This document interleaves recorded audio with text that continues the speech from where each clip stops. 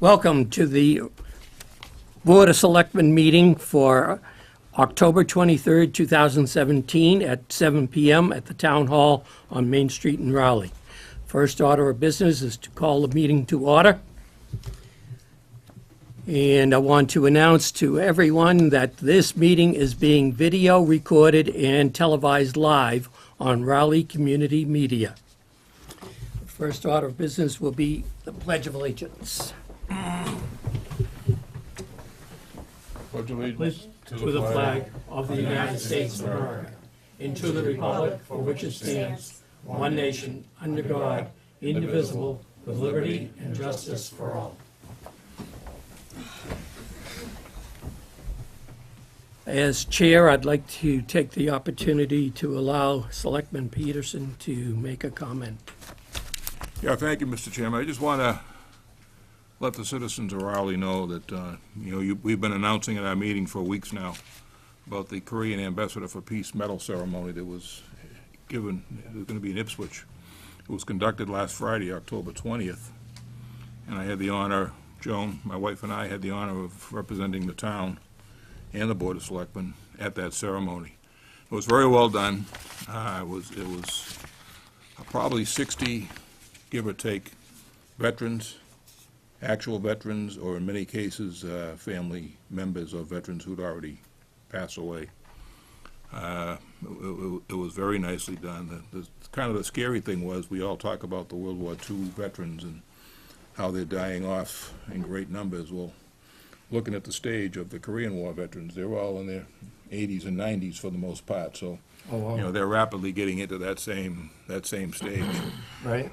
But it's a medal, a peace medal, thanks to the veterans of the war from the United States, given by the government of South Korea, the Republic of South Korea. And Song Jum-un, the Consul General for South Korea, was the one who actually physically handed every medal out to either a veteran or a family member who was representing a veteran. Bruce Tarr was there, Brad Hill was there, Bruce actually read the names.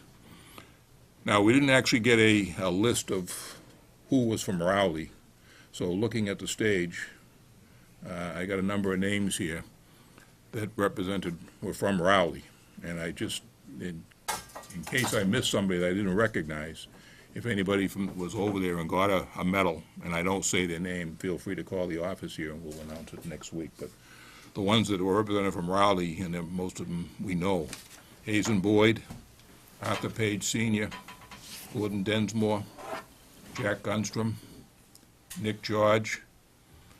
Diane Lally represented her father, Robert Graffam, who was an Army retiree, served in World War II and Korea, amongst other places, and he passed away a few years ago, so she got the medal for him. But it was really a very dignified, very nicely done ceremony. I just wanted to recognize those in public now, those Korean War veterans who really kind of get left in the dust. Nobody really talks about Korea, so that's all I want to do, just say we were represented, and it was a great ceremony, and we thank the government of South Korea for recognizing and giving a medal to those veterans that deserve it. Thank you. They certainly do. Yes, I fully agree. We're going to do citizens' query from 7:05 to 7:10. We'll allow 5 minutes.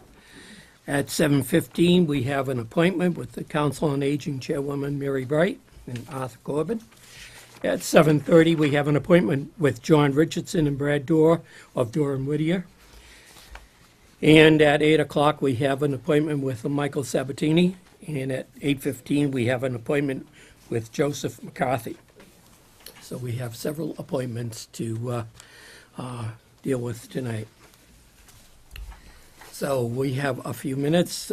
Citizens' query is now open for the next 5 minutes.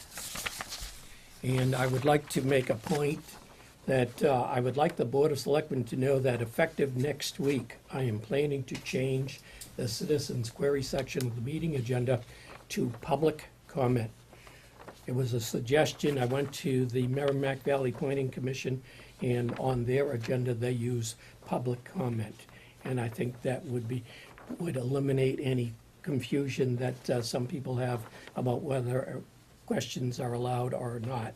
It's a chance for the public to comment, and that we, again, based on policy that was voted by the Board of Selectmen before I became chair, is that we would allow up to 5 minutes of public comment, and that we would not respond to comments or questions.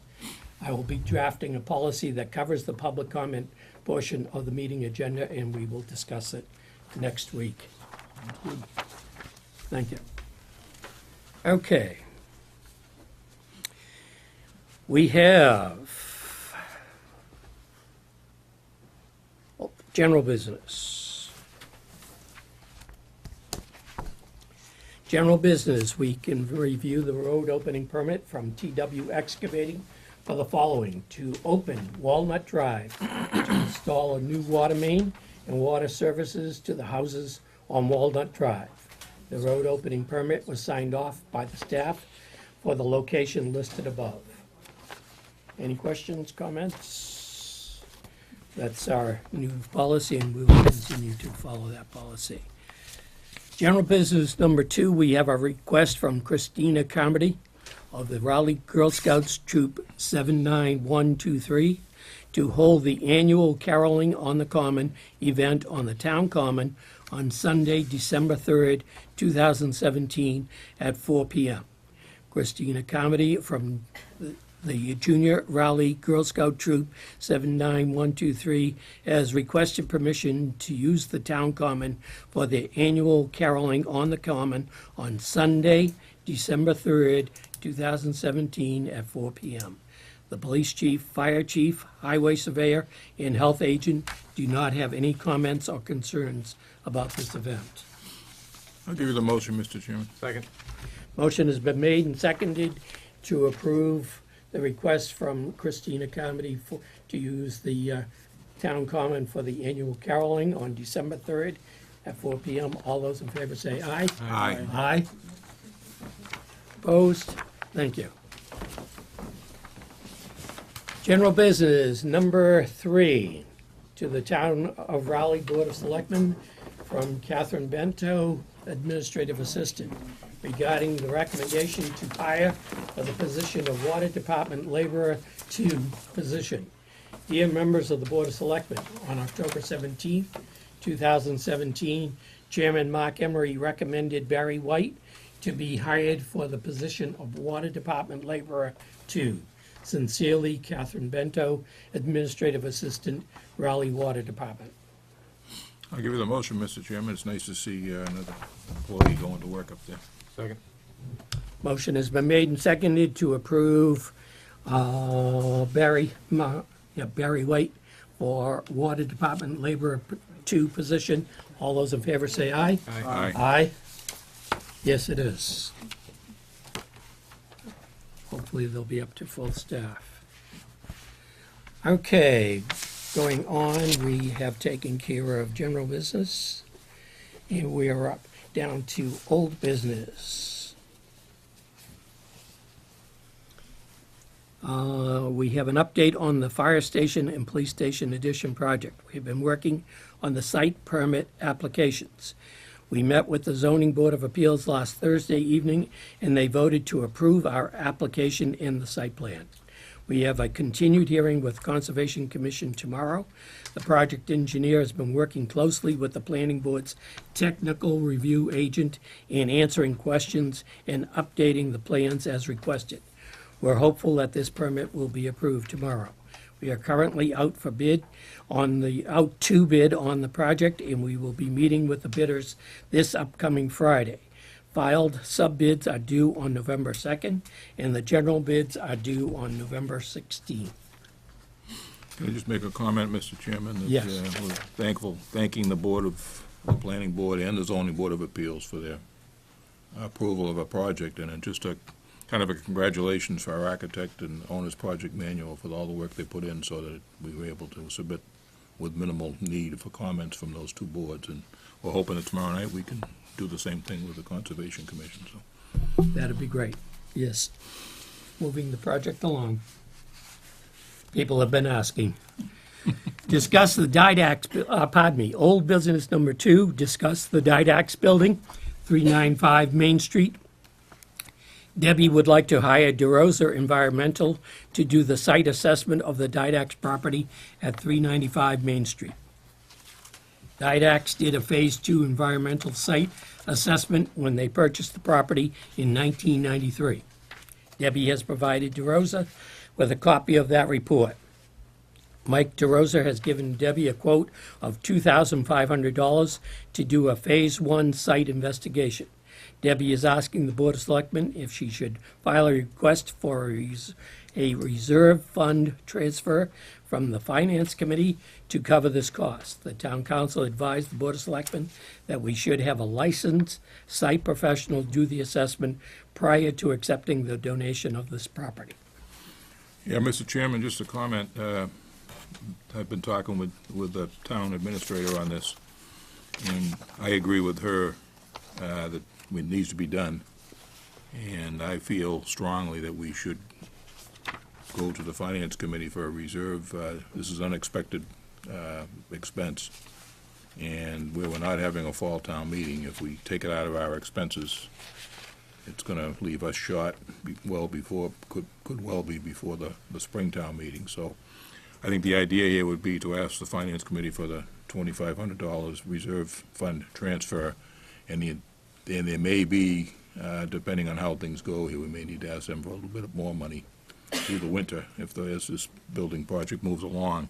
And like we have done in the past, we would promise, if money is available, that we would replace this money at the spring town meeting, special meeting, into the reserve fund, so that they won't be hammered by that. So I would recommend that we ask the Finance Committee for $2,500 out of the reserve fund. Make that a motion. I'll make it a motion. Second. Motion has been made and seconded to request a reserve fund transfer from the Finance Committee. All those in favor say aye. Aye. Aye. Opposed? Thank you. Okay, citizens' query is now over. Public comment. That's for next week.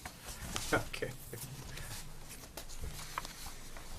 Okay, we are almost at 7:15, running pretty close to time. I like when I do that. We have an appointment, Council on Aging Chairwoman Mary Bright and Arthur Corbin to discuss Council on Aging Board vacancy. We have the Council on Aging Chairwoman Mary Bright and Arthur Corbin to discuss Council on Aging Board vacancy. Arthur Corbin submitted a letter to the Board of Selectmen on September 28th, 2017, expressing his interest in filling the vacancy on the Council on Aging Board. Chairman Perry will read the letter into the record. Arthur met with the Council on Aging Board last week to discuss his interest. And we'll get to the letter. The Board of Selectmen, 139 Main Street, Post Office Box 275, Raleigh, Mass. 01969. Dear Board members, the purpose of this letter is to express my interest in serving on the Board of the Raleigh Council on Aging. My wife and I live on Kittery Avenue in Raleigh and have 3 children, 6 grandchildren. We emigrated from England to the USA in 1966. The purpose of our immigration was financial and to provide skills to a space program subcontractor. 2 years later, I started my own company designing and building injection molds. During this period, I helped with and then ran the West Gloucester Boy Scout Troop 60. This included the responsibility of mentoring youths while encouraging adventure and pushing personal limits. Each February, we would snow hike and camp on Mount Washington, and in the fall, canoe the Ipswich River. The canoeing was done using their own canoes purchased through a program I helped instigate, encouraging the boys to set goals and to achieve them. Since retiring in 2008, I have delivered Meals on Wheels to Raleigh recipients on a reserve basis and regularly attend the cribbage mornings. If the board reviews this favorably, I believe that I could be a useful member of the team. Yours truly, Arthur T. Corbin. We have some questions for Mr. Corbin. Why are you interested in serving on the Council on Aging Board? I'd go and I'd partake. This is a chance perhaps to give back a little. Very good. Very good. Are you familiar with the programs and services that the Council on Aging provides to our seniors? Largely, I think, yes. When I read the guidelines I was given, responsibilities and so forth. Evan? Okay. You're able to meet on the third Wednesday of each month at 10 a.m. You're available to attend their meetings without difficulty. If you are appointed to the board, you will need to be sworn in by the town clerk, first of all. So you need to understand that. Also, you'll be required to take an online state ethics test that every town employee takes. So would you be willing to do that? Absolutely. Yes. Bob? Also, as a town official, you will be required to comply with the state open meeting law, which is different than the one that we just mentioned. And there is a guidebook when you, the town clerk, Susan Hazen, will provide you with an open meeting law guidebook printed by the Attorney General Martha Healy. You will need to familiarize yourself with this law because you will be a member of a public body. Do you have any questions or concerns about this? No. Thank you. Do you have any questions for us? No, I don't think so. I think I've read the literature and understand what the project is down there, or what the programs are down Very good. Does Mary Bright, the chair of the board, you want to say anything in support of this candidate? I think it's a good fit for us, really. I talked to him for quite a while. So I think it's a good match for us. George, you anything you want to add? I think Tom would be a good addition to the board because he likes to participate with the things, and also I think it's good to get some fresh, new blood on the board. I was new to the town politics at the time when I joined, and I found it great. So I think it'd be a good addition. Well, it sounds like he'd be a very active member if he follows through with what things he did with the Scouts in Gloucester, and maybe even you can get some canoe trips for the seniors. Maybe you can work that out. We'll get there. it. A lot younger in those days. I just did that trip a few days ago. It's not easy. No, it isn't. I did it years ago. You know that this will be a seat that it will run through June 30th of 2018, and then you will be up for reappointment. Yeah. It'll be just a question of, we'll Yes. contact you to see if you want to continue. That's, Does anybody, Probation. yeah. yep. Anybody in the audience want to comment or say anything? I'll give you a motion to appoint Mr. Corbin to Council on Aging Board through June 30th, 2018. Motion has been made and seconded to appoint Arthur Corbin to the Council on Aging Board. All those in favor say aye. Aye. Aye. Aye.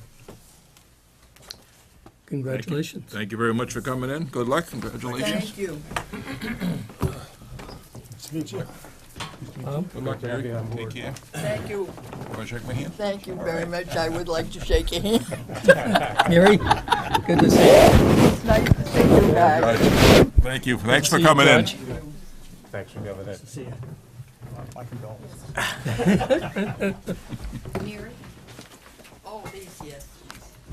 I'm so excited. Thank you. George, you gonna take him over to, I think Sue's in her office? I don't know if she'll be able to do it until she gets the paperwork. Okay. Okay. Okay, we're just a few minutes ahead of time, so we can go on to our 7:30 appointment with John Richardson and Brad Dorr of Dorr and Whittier Architects to discuss the following: Pine Grove School construction start date and impact on the use of the all-purpose room for the 2018 annual town meeting, and the Pine Grove School project proprietary specifications, and an update on the Pine Grove School project. How you doing, Jack? Hi. Brad couldn't make it, but I think I can fill in for him. Thank you. Mr. Chairman, Mr. White is still not here yet, and Mrs. Hazen, so She's coming at 7:30. She's close enough. She's coming at 7:30. if Mr. Richardson could probably cover the other items on the discussion, maybe on the. And then we'll go to the construction, that will put that It's back. gonna be comprehensive. I'm not taking any comments until Mr., I'm just wondering about Citizen Square. Are you having that tonight? I did, Oh, you're right there. 7:05 to 7:10. There's an open meeting law complaint concerning last week's meeting. Thank you, sir.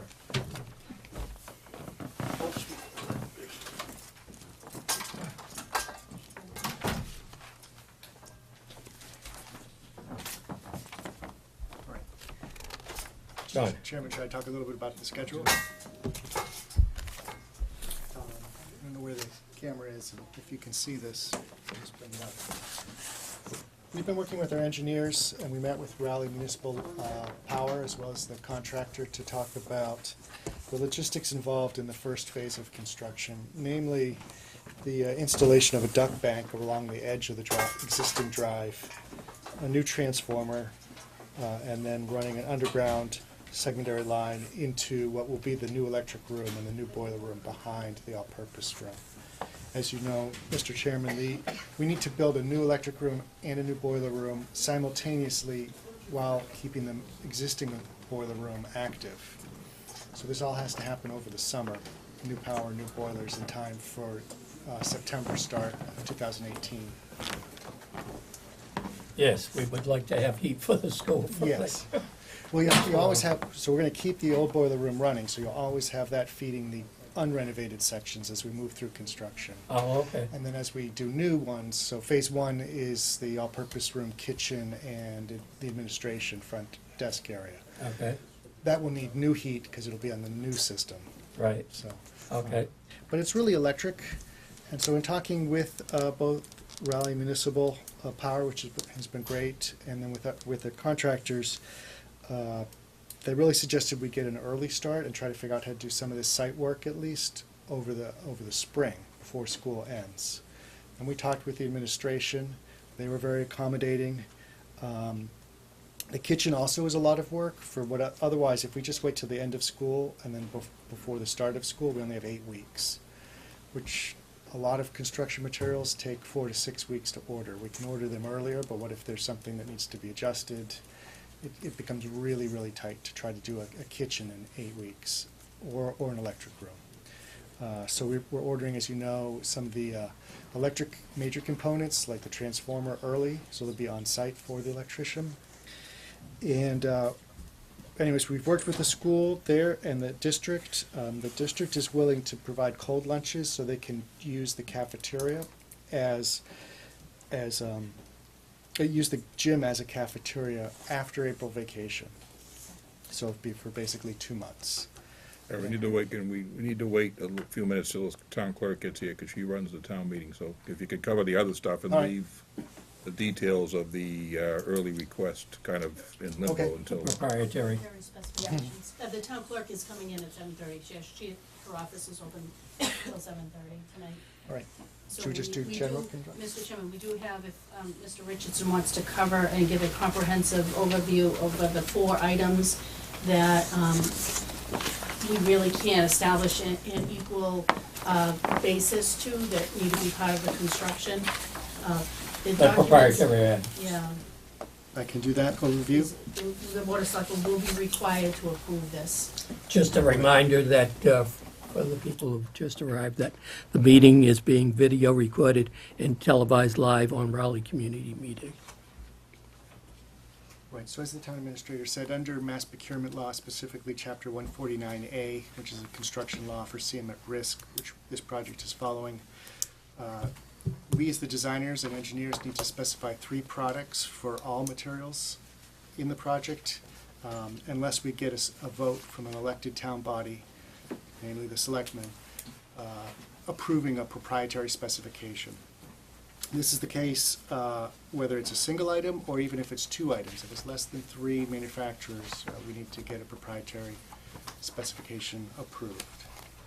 We've sent you a memo itemizing 4 items that fall into this category. And we have done extensive review. We've also met with the school, and we've used 3 of the 4 on previous projects successfully as proprietary. First one is the School Guard security glazing. This is a type of bullet-resistant glazing system. It's actually more cost-effective than bullet-resistant glass. It is bullet-resistant, not bulletproof, but and we've reviewed this with police and fire. The importance of School Guard is to delay any bad actors should they try to force entry into the school. And we've worked with the school and police about defining locations. It will not be the entire exterior, but it'll be at the main entrances to delay. That would be at the new front entrance and at the Be a bus nurses on the back rear end, Right. where the new bus entrance will be. And there's only one company that makes that? There's only one, this is one company's product, School Guard, which is actually, as I say, more cost-effective than bullet-resistant glass, insulated Right. glass units.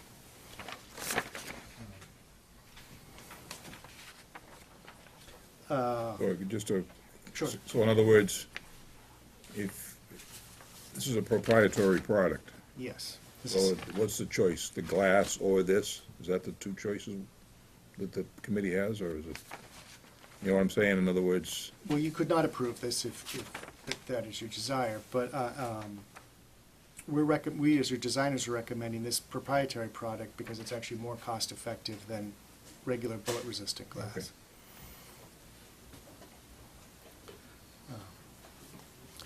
The second product is a type of diffuse insulated glass glazing for diffuse light. This is a small area as well. It's mainly for the clear story windows in the all-purpose room that face the kitchen, which is the southern side of the all-purpose room. We're going to replace that glass block with glass that lets light in, which would benefit the room. We don't actually want to view in from the southern side because you're going to see mechanical equipment that we've put on the roof of the kitchen, and also that will create harsh light because it's the southern side. You get real spotty spots. So just on the south side, north side is naturally diffuse because it's facing away from the sun. Just on the south side, we're recommending Okolux. They are a long-term German company that specializes in various types of solar control insulated glazing. This Okolux Plus is the best such unit that we found that both maximizes the amount of daylight that comes through, but while creating diffuse light without that harsh glare. We've looked at other products, and they often have a skin on them. They look like you haven't taken the protective wrapping off of them.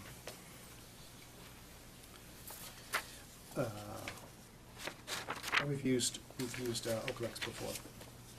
Washroom accessories, the Dyson Airblade. Again, we've done some research on hand dryers that are both efficient in terms of high speed, but also quiet. The accelerator is as quick in drying as the Dyson Airblade, but it is much louder, in fact 15 decibels louder, which is over twice as loud, because decibels are logarithmic. We were very concerned with an elementary school age population. I remember my kids being that age, being afraid of the loud hand dryers. Having a jet engine ready to take Exactly. off. So this isn't quiet, but it's quieter, significantly quieter. And if you're familiar with Dyson's hand dryers, they have 2 products. They have one where you stick your hands down in a little slot. This is not that. Concerned about hygiene on that, touching the sides. This is more like a normal dryer, but it has and I think you have the attached product information. It's got a little V on the bottom, and it shoots out a regular down current of warm air.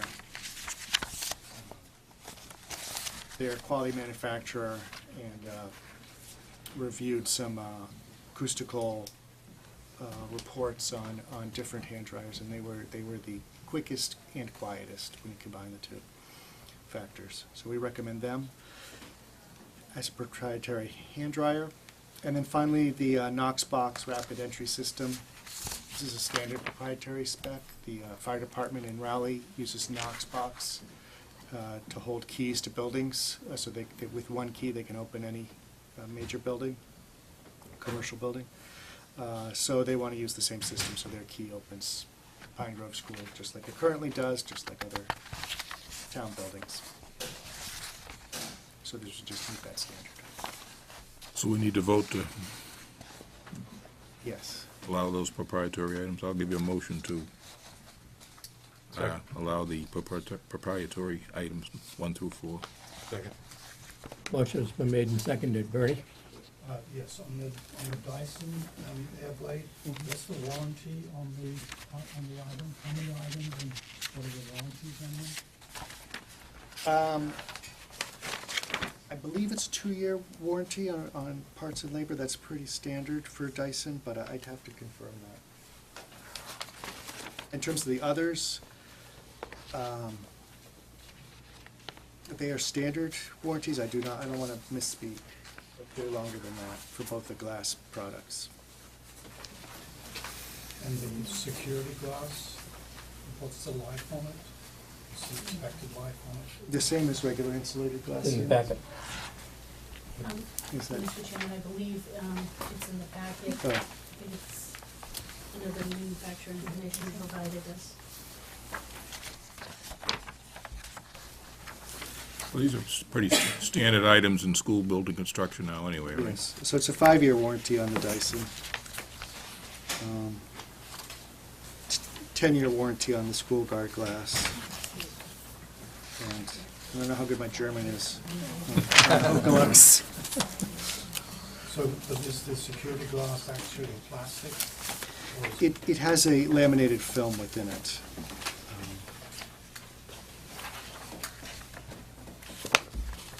And as far as you know, there's no degradation of that No, plastic? no, I know historically there were problems with laminated interlayers. And as far as we know, and we've used this school guard before, there hasn't been a problem with that. Okay, motion has been made and seconded to approve the 4 proprietary items. Any further discussion by the board? Call for a vote. All those in favor say aye. Aye. Aye. Aye. Opposed? Aye. Unanimous. Okay, we have the town clerk, the moderator, and the finance chair. We'll go back to the Pine Grove School construction start date and the impact on the use of the all-purpose room for the 2018 annual town meeting. John? Sure, thank you. So, as I was saying, in reviewing both with Raleigh Municipal Power and with the construction manager, there's an awful lot of work that needs to be done over the summer. In fact, too much work to be done over the 8 weeks that occur between the end of school and the start of school next summer. The contractor's going to take the whole site during that summer. But there's crucial enabling work in order to allow the first phase of construction to be occupied in September of 2018. Namely, we need to completely replace the kitchen, redo the all-purpose room, and most importantly, install a new electric room and boiler room. So what we've been in discussions with our engineer, with the contractor, and with Raleigh Municipal Power is getting the new higher voltage feed installed in a duct bank over the spring. We can do this with fencing to allow school traffic to occur. The contractor thinks it also will only probably be a couple weeks.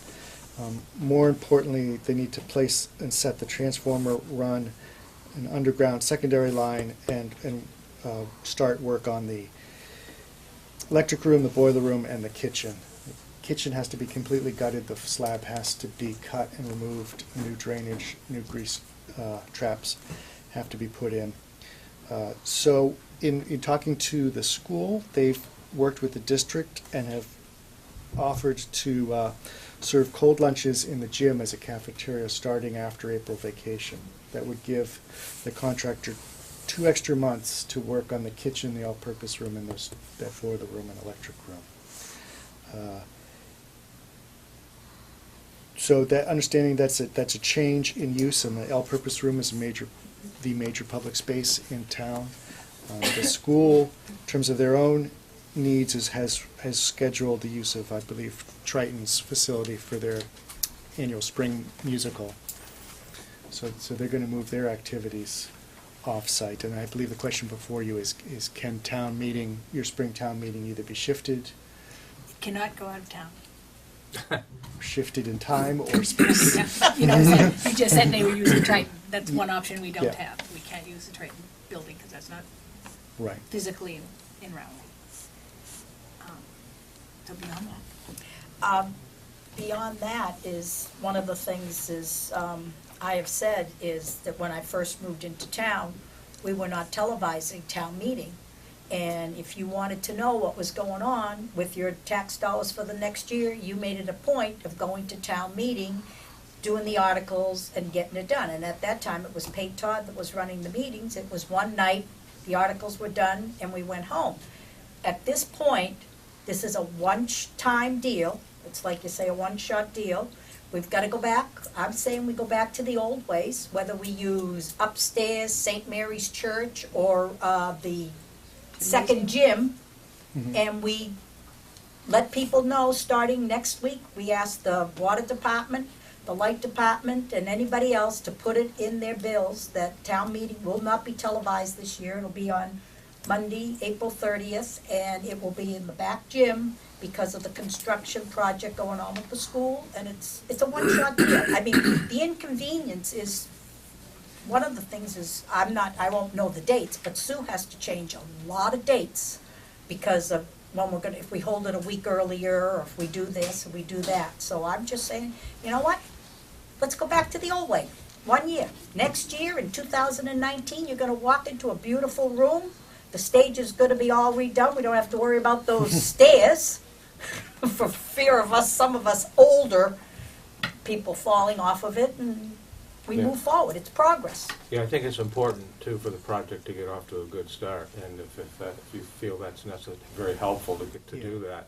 It seems to me just the fact that there's no live feed is not a sufficient reason not to hold it in the gymnasium. If there's no other problem, they can still watch it on TV, it just won't be that night. So And if I they- agree with you, it's just a one-time thing. And if they're It's not a big really concern. involved or want to know what's going on, and I don't know if anybody else knows it, but the state has no money, and I don't think we're gonna have too much money after the two projects we passed last year. So I think it's gonna be a real quick, normal omnibus budget and the regular things, and we'll just, and I'll tell you, last few years, except for last year, we've been having a hard time getting people to come to Getting a town quorum. meeting for the quorum, Right. which I try to change, and it went over like a big lead balloon.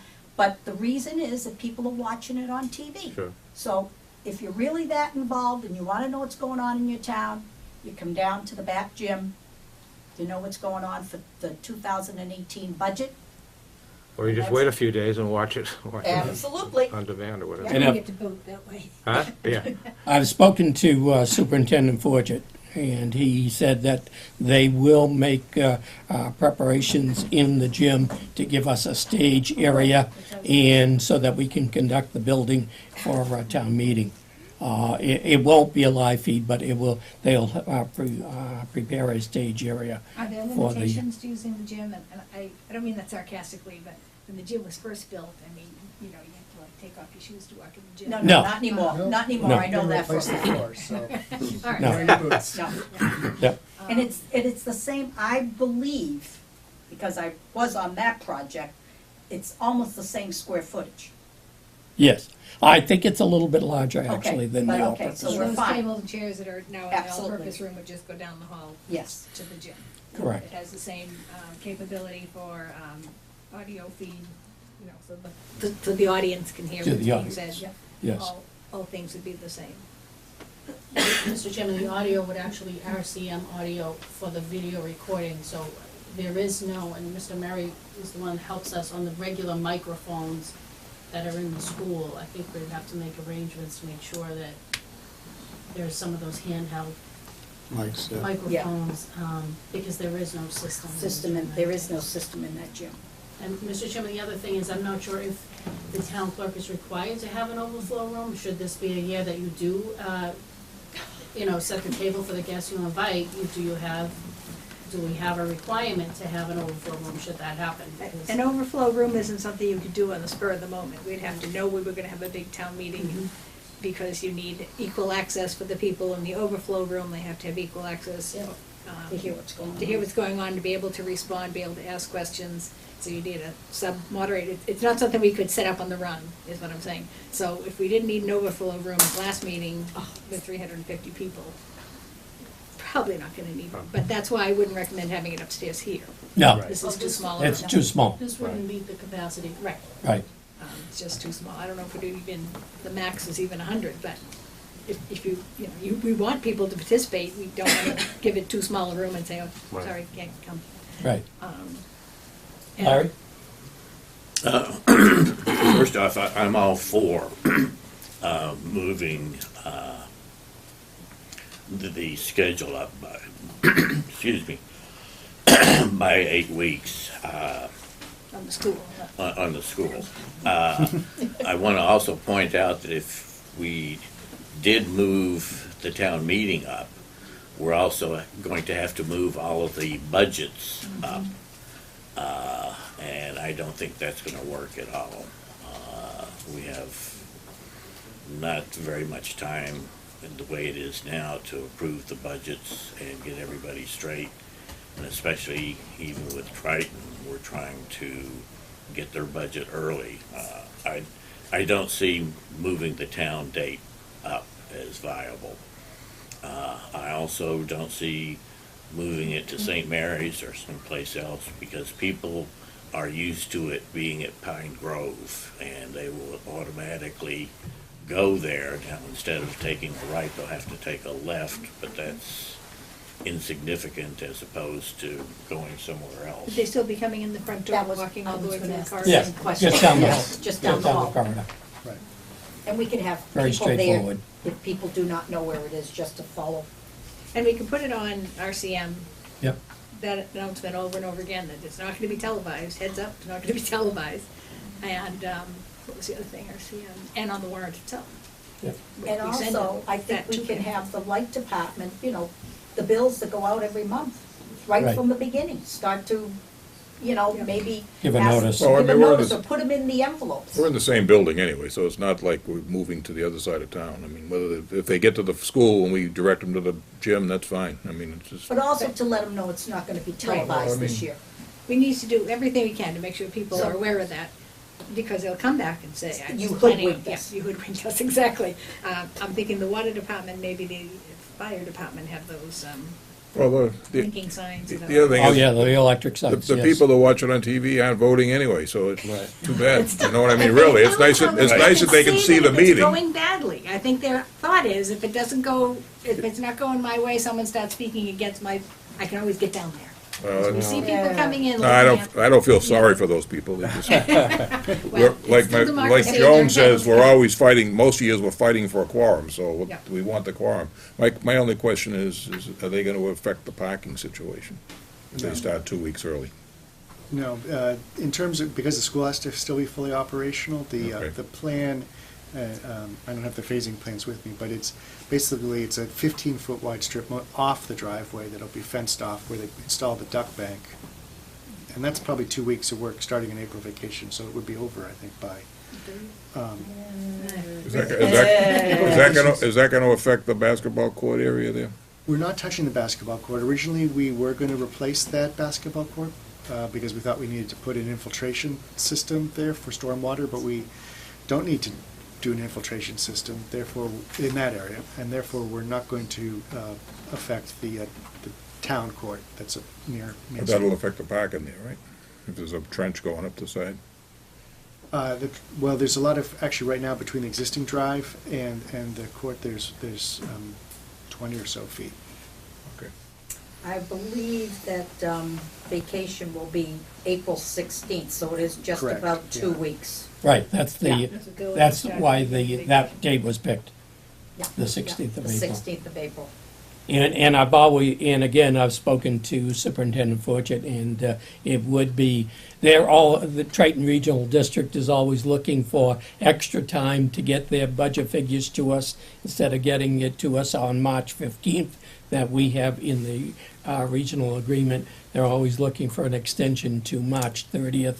And this would, if we moved the town meeting, it would just throw that all off, and they would not be able to make any accommodation for us. It would be very difficult for them to do that. I do think we should keep our eyes on the gymnasium, even make a field trip, because, again, at 6:30 that night, it's too late to fix anything. Yes. We need to know ahead of time. Yeah, no, definitely, I think that the two of you and whoever else you need should go over there, Chris Walsh maybe, or Brian? Well, I mean, even if you just go over and They're gonna have us a stage and. take a look at the layout and see what you want to do, and do that, and you could do that anytime. Just call up the superintendent and make arrangements just to go get a preliminary look, and then closer to town meeting, you can Yeah, talk to we'll Chris find out, Walsh. get more specifics from Chris as to what they intend to do Right. to provide a stage for And us. Chris Nealon and Chris Walsh and, Brian can come if he needs to be, but I think Chris Nealon and Chris Walsh would be the ones, along with Sue and I, to kind of walk through it and see where But we're go going. sooner, Right, Yeah, do a preliminary one soon, We'll try to and then review follow that. it up with a more in-depth one later on, but at least Sue, you'll have an idea, and Joan, you'll have an We know idea. there's electrical software. Right, exactly. Yeah, It's those kind of surprises. It's a gymnasium, so there's no plugs on the side, and we have, There's also poor lighting, so we'll try to review that with Principal Nealand and Chris that'll Walsh. affect Yeah. the Because video. if necessary, the contractor will be on site, and, if necessary, we can Okay. get some additional lighting temporarily, because It's it's a for- very dark gym. It's for a few hours, that's all, one night for a few hours, and that's all we'll need. okay, You need a We motion, all Mr. set? Chair- The 30th? You need a motion, Mr. Chairman, to for the 30th, establish the 30th as the date? for the annual town meeting, to be held on April 30th, 2018, at the Pine Grove School in the gymnasium. And not to be televised. And it will not be televised. Live. Live. Live, Live. It'll be live, televised. it will be televised, It but will be delayed. televised. It will be recorded, but not shown live. I'll give We you a have a motion, motion? Mr. Chairman. Second. Motion has been made and seconded to approve the annual town meeting for 2018 on April 30th, 2018, at the Pine Grove School Gymnasium. All those in favor say aye. Aye. Very good. Mr. Chairman, Okay. do you want a quick update on the rest of the project? Mr. Chairman, we still have some Yep. updates. Yes. Or bullets left for you to read in your packet.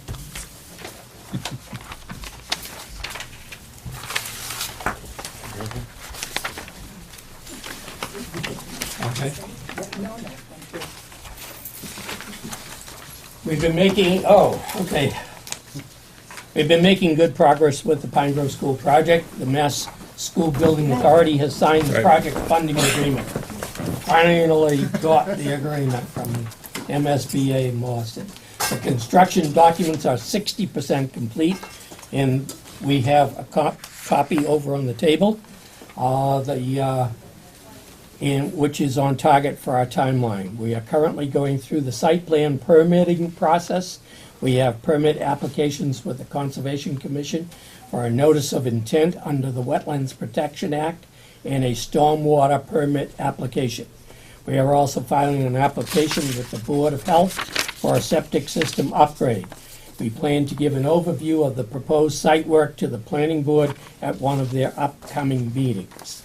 A community public meeting is scheduled for Thursday, November 16th, 2017, at 7:30 PM in the all-purpose room at the Pine Grove School. We plan to give the public an update on the project during the hearing. John? That's pretty much it. We're in the process of estimating that 60% construction documents, drawing set, and specifications. We'll be reconciling with our estimator and the contractor's estimator on Friday, and bring that back to the working group and then the building committee shortly. And that will be submitted to the MSBA, along with, you'll get a copy too of a new set of binders labeled 60% construction documents. Now, we already have a contractor on board, right? That's Yes. why I remember that we don't have to go out to bid, that's all taken care We'll of. have a Right. construction manager on board. But they're basically a general contractor. Okay, So we still have to hire all the subcontractors. subcontractors. And we need to have public opening of bids for filed sub-bids, or under this case, they're called trade contractors, but it's about 9 disciplines specified, again, Okay. by law. We're in the process of pre-qualifying those subcontractors right now as a project over $10 million. We pre-qualified those subcontractors to make sure they're qualified to bid on such a large project. So we're in the process of doing that right now. And then the qualified subcontractors will bid on the project. The bid documents are scheduled to be available on February 2nd of next year. At the same time, the CM will bid out to non-trade contractors, things like drywall, concrete, structural steel. Okay. All right. Thank you very much. Thank you. Thank you. Good, thank you for coming in.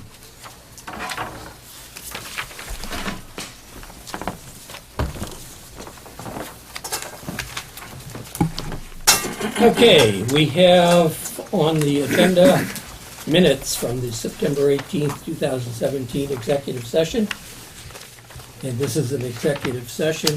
The minutes are not part of the package, but I'd like to have those approved. Yeah, I'll give you a motion.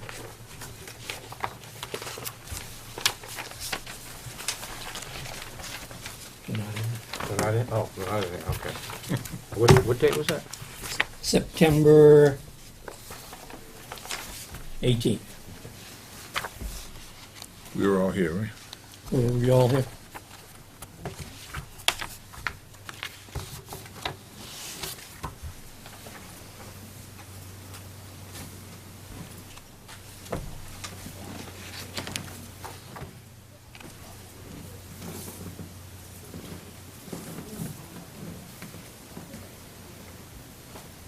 Joe Perry and Cliff Pierce were absent. I Oh, guess so we can't vote on it. We can't vote on it tonight. Okay, I'll withdraw my motion. Okay.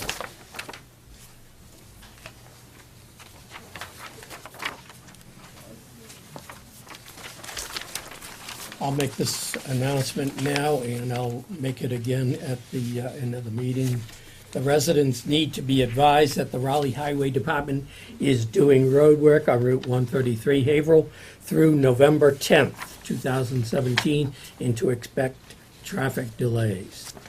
And the Halloween trick-or-treat hours for next Tuesday night, a week from tomorrow, are from 5 to 7 p.m. on Tuesday, October 31st, 2017.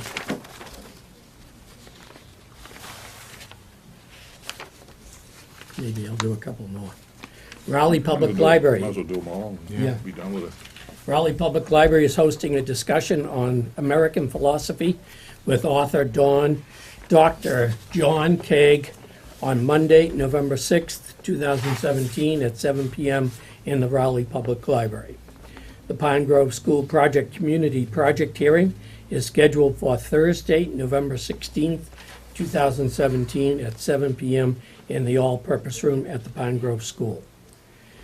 We are having a household hazardous waste day for Rowley residents, and that's scheduled for Saturday, November 18th, 2017, from 8:30 to 11:30 at the Highway Department facility at 40 Independence Street. We have information on the Pine Grove School Project, and that's available on the town's website at www.townofraleigh.net.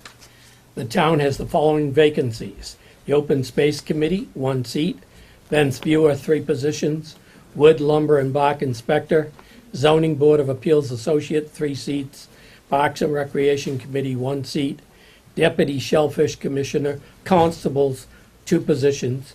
For more information on these positions, please contact the Selectmen's office at 948-2372. The Raleigh Food Pantry is in need of donations.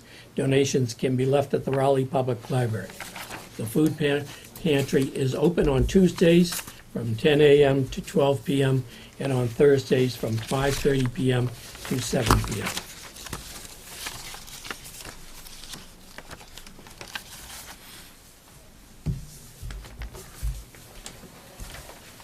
Okay, we are a couple of minutes early, approximately. This is an approximate time, it's posted on the agenda, Mr. Chairman, for next two appointments. Our 8 o'clock appointment is with Michael Sabatini to discuss the town's driveway at 239 Main Street. Michael Sabatini has requested to meet with the Board of Selectmen to discuss the driveway at 239 Main Street. He sent the board the attached email message.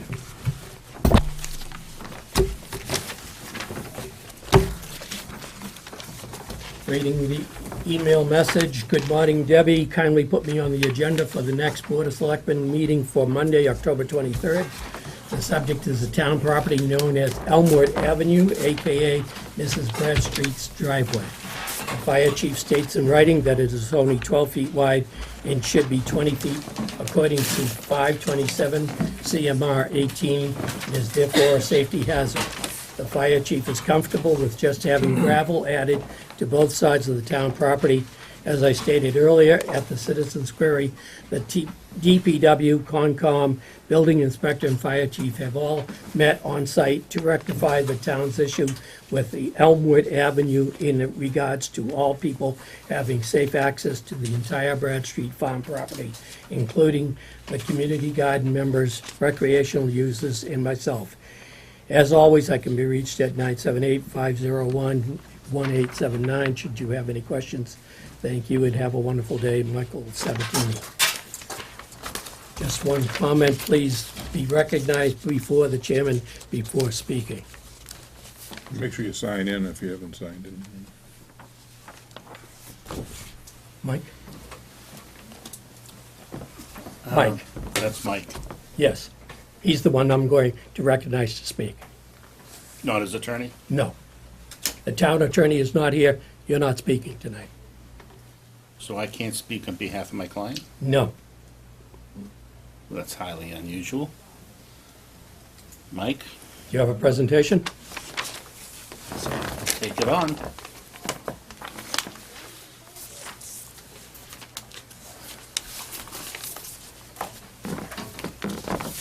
You want to go over the plan as well?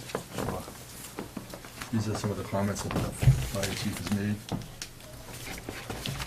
was told that you didn't have any of these.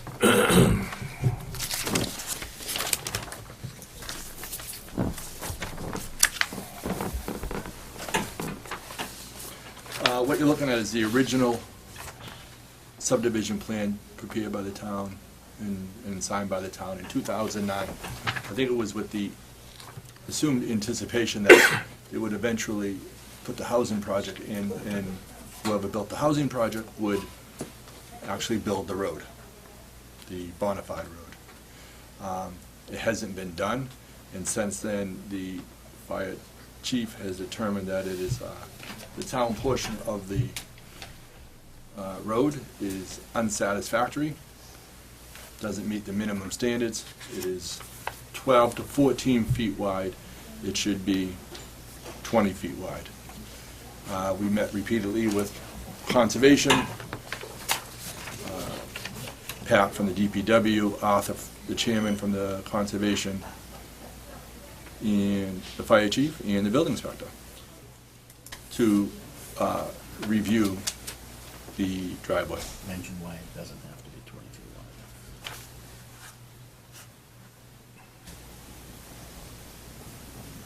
The exemption. Oh, my section. My section of the property, I'm exempt, but the town portion is not You're exempt. exempt from what? My portion is exempt from being 20 feet wide. Up here, this is my portion, Oh, right. and that's the town portion. There's an exemption in there for existing one and two family dwellings and all their outbuildings under the fire code. So my section is exempt from being 20 feet wide, even though I'm extremely flat as opposed to the town section, which the hot top is flat, but the sides go like this too much. So the fire chief says, well, if you just put gravel on the sides and build it up, he'd be happy. So far, the pictures give you a good sense. I've been with the different town boards, and we pushed the overgrowth back, so you have a very clear line of sight to improve it. The town used to have the Department of Corrections people go down there and maintain it, but they don't do that anymore, not in the last 2 years or so. So we've gone down, and Brett's come down and helped us. A lot of bittersweet vines, prickle bushes and whatnot that pull all the trees down. You can see how the vines pull the trees over. And he's concerned that they would fall in the wintertime and block the road. Block the town's road and prevent access to me in the event of a safety issue were to develop. So that's where he's kind of at right now. Some of the different pictures. So right now we've cleared it so he has a very good line of sight. Should he come between the two pillars, you can see from one end to the other. But he still likes to see, he would still like to see gravel on both sides of the town side of the property.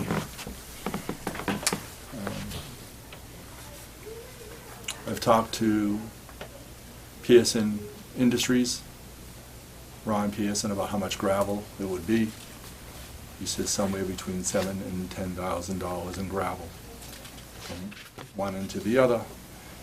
You're not just doing the 4 feet, you're actually going maybe 5 or 6 because you gotta get the pitch. You just can't make a complete ditch on a complete shear.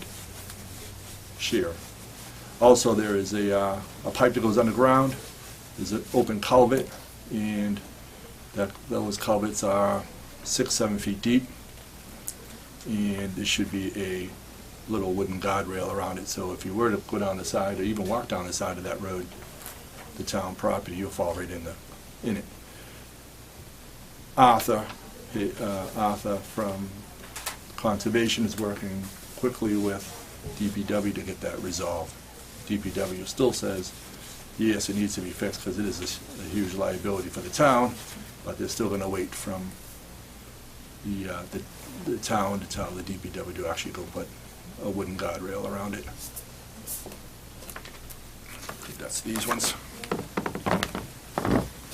It's dry right now and there's a lot of leaves in it, but it's 6 feet off the edge. It's about 6 feet deep, and that's like the brook. This goes behind Don Thurston's house, goes under the road and heads towards the Todd Farm Flea Market side. So the town has two issues. One, fire chief says the town's existing property is not wide enough, and it has a exposed culvert that goes under it, which needs to have like a little guardrail around it.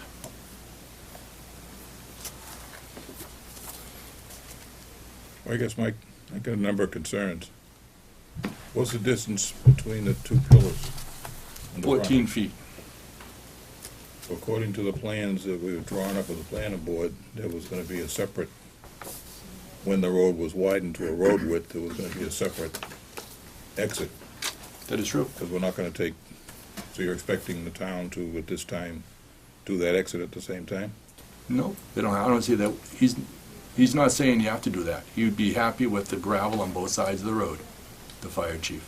Well, how do you get a 20-foot wide entrance, though, with those two pillars? You wouldn't touch the pillars. You can't touch the pillars. It wouldn't be 20 feet wide, so... No, just for that one area, the Yeah. town would be. I mean, that's, His thing is when somebody comes down the driveway, he wants to be able to, that person needs to be able to pull over. That's his whole thing. If you read, well, I think if you read his the comments. problem we have is that when this whole subdivision was put together, this was, there was no argument about this was a driveway. The idea was that when the town Did the affordable housing. did the affordable housing, that recreation and we would such be and looking for such. the contractor to build the road. In other words, I understand to that. just throw gravel on each side does not make a road as far as we're concerned. We're gonna build a road there. It needs to have some specifications and. Well, I mean, any new road in town, the planning board needs to, Find Fire chief is not saying he wants to do the road. The fire chief does not tell us how to build our roads or what to do. All he's saying is, he might want 20 feet width, but he's not the one that has the money to, or the Board of Selectmen's responsibility to do road building, not the fire chief, so. Well, the other thing is, Dave, and I haven't been able to read the fire chief's letter yet, but when the planning board approved this and allowed the temporary use of the driveway, there was no 20-foot wide requirement for roads.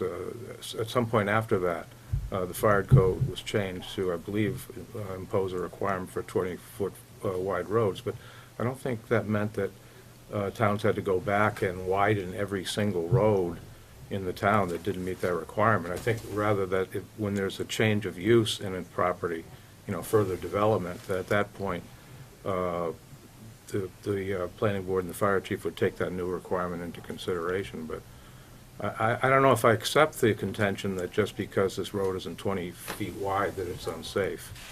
And again, I haven't read the fire chief's letter, haven't spoken to him, but, because we have lots of roads in town that aren't 20 feet wide, and, That's what the DPW tells me. And then what they do is they do, and I don't think, they pick little spots along, in this case, if you got a straight shot from one end to the other, in which case, there'd be like a little bump out. So if you saw somebody coming, you just pull off to the side, in which case you would not have to put gravel on the entire length. On both sides, you just do a small section. That was one of the recommendations from the DPW. And yes, there are several roads in town that do not meet the 20-foot requirement. right, and I don't think the town is required to go widen those roads, and I don't necessarily believe that those roads are unsafe either, so. Now, if there's an additional development put at the end of such a road, at that point, so it's kind of development that's gonna, generate a lot of additional traffic, at that point, the various town boards have to determine whether the road needs to be widened before that development can begin operating. But again, I don't think there's any requirement for us to widen every single road that doesn't meet the current standard. And I think, based on my reading of your agreement that you signed back in '99, 2008, was it? 2012. That it is a driveway and it's not a road. Am I right? I don't know that. I don't know. I thought it was specified right in the agreement that it's a driveway to provide access to the community gardens and to your property. Okay.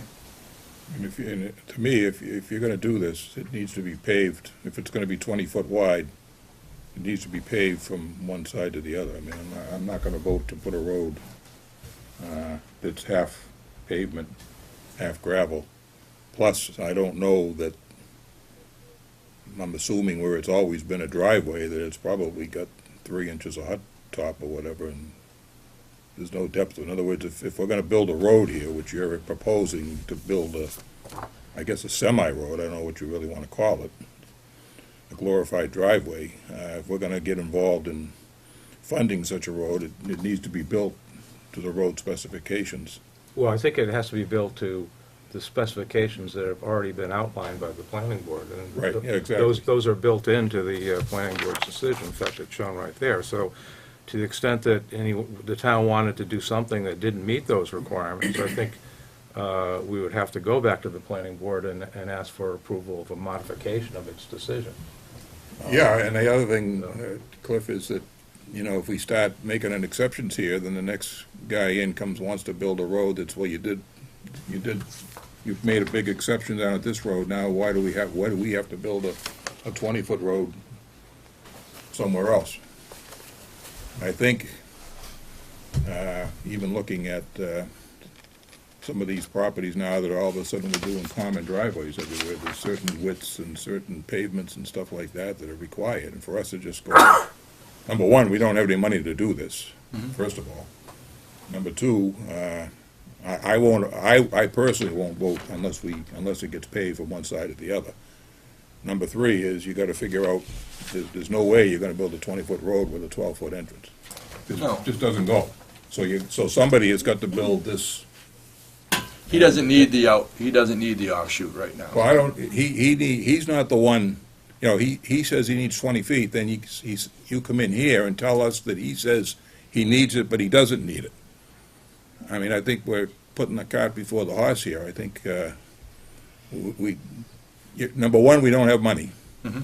to do this. Number two, the plan right from the beginning was this wouldn't be done until the affordable housing lots were sold out, and as part of that whole project, that's when a road would be constructed. Right now, it's a driveway that leads to Community your garden. house and the community garden. Right. And the conservation area, all which carries very occasional traffic. If you're gonna plan a party center, a function hall in there, you're talking a lot of vehicles, in and out all at the same time.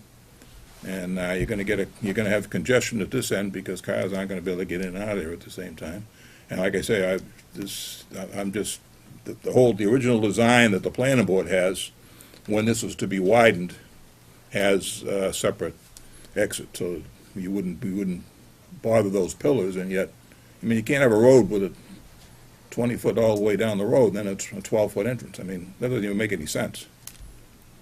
You know, maybe it does for you because you want to do the project, but from a town, because he from tells our you why he perspective- wants it, that's why. From our perspective, it doesn't make any sense. We either do the whole thing 20 feet, or we do that 12 and another 10 and 12 on the other side where the exit is. It makes sense to the chief because Well, he's not the one that makes this he decision. states specifically that he wants somebody to be able to pull over so we can get through. That's Well, I basically mean, it. he's not the one, if he wants to deny you the permit to do what you're doing based on the width of the road, that's fine, he can do that, but he's not the one that decides how the road's gonna be built. That's really the planning board. Goes back to the planning board to decide how they're willing to modify. This is the plan on file, along with the part that you have there, then you need to go back to the planning board and have them be willing to modify the plan, and then you need to go to town meeting to come up with 10,000 plus another, you're probably talking, with pavement and everything, $50,000-$60,000 we'll need. I don't know, I have no idea what the cost will be, but, you're just trying to throw a Band-Aid onto a problem and open a function hall. I don't see it happening, not piecemeal the way you're laying it out here. You're just looking to do anything you can to get the permit. No, I put what I put in writing because that's specifically understand what that, everybody said. But there's all these other issues. What they all There's offer all up. these other issues that you haven't addressed, and they need to be addressed before. I don't know how the rest of the board members feel, but I won't vote for it without the planning board modifying their plan and telling us, if we're gonna build this road, we're not gonna put $10,000 into it, and then 5 years down the road, it needs to be redone or changed because it's starting to fall apart because it wasn't done right. It needs to be done right the first time. And the proposal was that when we do the affordable housing, it would be done according to the specifications from the planning board. So to do this early doesn't fly with me, and I feel bad for you, but, No, I don't. we're not trying to punish you, it's just my that opinion this is, is if it's a thrown together unsafe plan. for one, it's unsafe for all, or if it's safe for one, it's safe for all. Now, my section of the property Well, the is board's safe, still- but the town section of the property has been deemed unsafe. And so that's where it is. So it's on the town's responsibility to fix the town's section of road that's been deemed. Excuse me, hold on. It's been deemed unsafe by the town's fire chief. Mr. Chairman, we've received nothing from the fire chief about the status of the driveway that's under your care and control, or by the highway superintendent. Nope, they've never said this. Nope, It's the same they have nothing situation, in so that's writing why I from the didn't fire understand chief. what Mr. Sabatini was talking about. Is nothing's been communicated to you as the owner of this driveway by either the highway or the fire chief? Yeah, I mean, I was gonna say, I was on the planning board at the time this was approved, and I signed the plan. But the feeling of the board was at that time that if there was not gonna be any significant use or activity going on those properties, other than a small community garden and a farm parcel, and there wasn't gonna be, at that point, until there was a affordable housing built, we decided that the existing driveway could be used as the access. So what we were saying was, when it comes time that the level of activity on that entire area is increased, you would need to upgrade the road to meet certain standards. And So that would occur in the board's judgment if the affordable housing units were built. And while we didn't discuss it at the time, I think it would occur in the event that a function hall was put down there, that you get a lot more traffic, a lot more activity.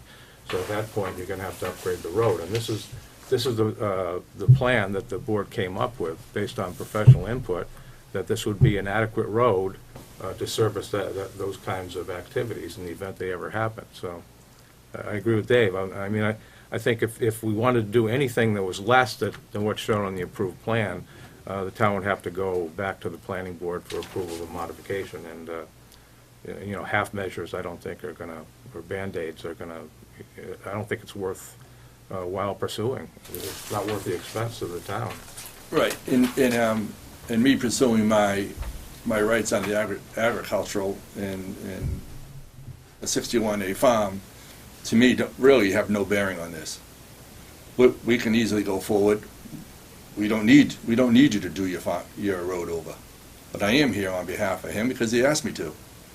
Now, will I stop my rights as a farmer to do all the things I'm allowed to under a farm, including agritourism, which are rights under local, state, and federal law? No. I can still go forward. Not if you don't have adequate access. I'm not so sure about that.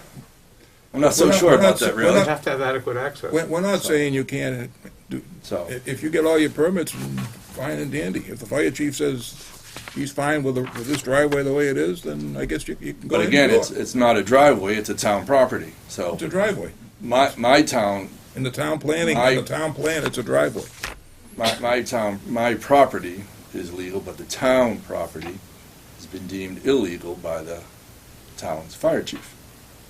He put it in writing 2 times, and, you know, that's his position. Now, I gave you a copy of his positions.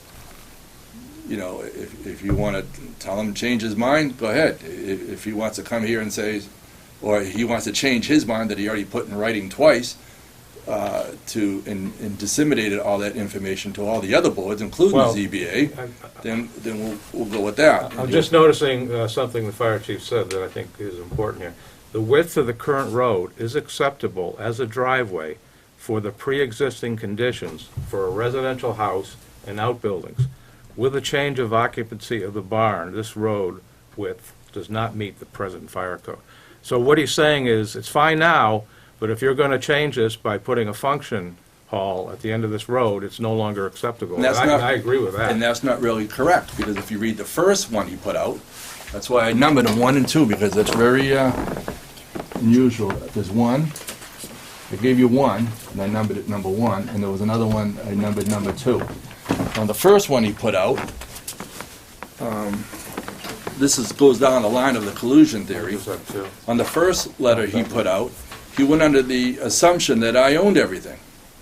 So, more or less, you could say he was using that as an example of, this is why you can't do what you're doing, because your driveway is unsafe and doesn't meet the minimum standards, and it's unsafe, and you would have to upgrade your entire driveway. And I said, really? Well, because my life, if you couldn't get through, would be endangered.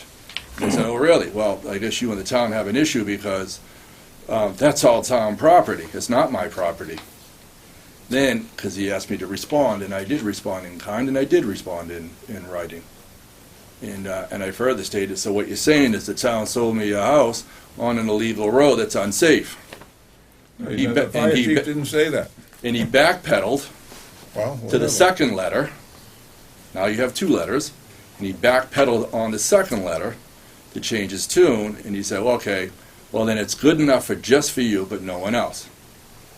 Not the community garden folks, not the people in the recreation department. No one else can go there but me. So in essence, the town spent $2.75 million to acquire the Bradstreet Farm, which, according to the second letter of the fire chief, only I'm allowed to go there and I don't think access that's my what- property I don't think that's in my what- barn. I don't think that's what he's saying. He's not saying the community garden needs to be shut down or anything like that. He just Whether said that people- the people road can't is have access to sufficient the residential for the area. single-family residents Let's in the be outbuildings. clear about one thing. Yes. In the agreement, it does not say road, it is a driveway. Okay. okay? And it does say it is for the access to the community gardens and to your property. That was in the agreement that was signed with the planning board, Okay? okay? I think you need to go back to the planning board and present whatever your plan is. And if they agree to, accept this as a town road, then you get, the next issue you got is you gotta convince the taxpayers that they're gonna spend 50, 60, 80,000, I don't know what I have no idea what it would cost to upgrade that from a driveway to a road. And like I say, I'm opposed to just a half measure of just throwing some gravel out there and saying, okay, now you got a road. Went from a driveway to a road because we threw some gravel out there. It doesn't fly by me, and I don't think it would fly by, if it end up going to court or something, I don't think it would fly by a court. But the fire chief doesn't dictate how we build our roads or what we do with our roads. He's telling you that it needs to be 20 feet wide. How that happens is not up to him. And what we're telling you is, at this point anyway, is if you need to, at a minimum, go to the planning board and convince them, and then, because you're talking about, if it's gonna be 20 feet, it's gonna be 20 feet all the way down. And the idea was, for this plan, it's part of the plan that was with the planning board, was that there'd be a separate entrance and exit to that property to accommodate the width of that road. But you can't just have, it does no good to have a 20-foot road and come down to a 12-foot entrance. Just, I'm sorry, that doesn't even make sense. Anybody thinking about it wouldn't do that. And I'm not gonna vote to do that, I'll tell you that right now. So, Mr. Chairman, and maybe Mr. Pierce can attest, I think though it would have to be the Board of Selectmen that would have to go to the planning board, because the subdivision decision that Mr. Perry's referencing, it's the owner of the road, and that's the Board of Selectmen. Yeah, I think that's correct. So the party before the board, the planning board, would have to be the Board of Selectmen proposing a modification to the subdivision plan, not Mr. Sabatini. He's not the owner of that road. There's a right of passage over it, according to the planning board decision. Yeah, as I think that's recall. correct, yeah.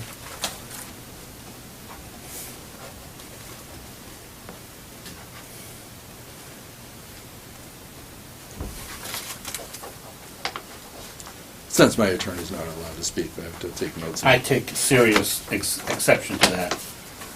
An attorney is always able to represent a client in front of any administrative board in the Commonwealth of Massachusetts. Yeah, that's true.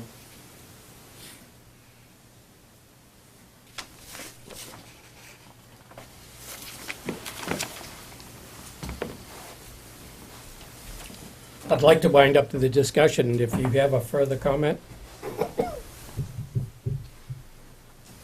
We'll just request the matter be continued to another date.